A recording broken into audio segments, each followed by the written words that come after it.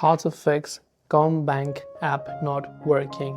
If the Commbank app isn't working, then basically what you have to do is you have to go ahead and then first of all check your internet connection. If you're using Wi-Fi, you can try to switch to cellular data and see if that helps you.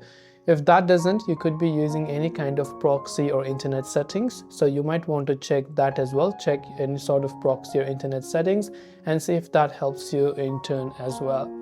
If that doesn't help either, go to your settings application and you can simply go to the option called General followed by iPhone storage and search for the Commonwealth Bank app. So you can go to the show all button, you can see Commonwealth Wealth app, so you can tap on this offload app button and see if that helps you. You also want to check your credentials like your net banking details to see if they're correct, because sometimes due to incorrect credentials also you could be facing such issues, and hence in that way you'll be able to fix if the Commbank app is not working. Hope this video helped you out. If you have any questions, feel free to leave them down below. As always, thanks for watching and see you soon in the next video.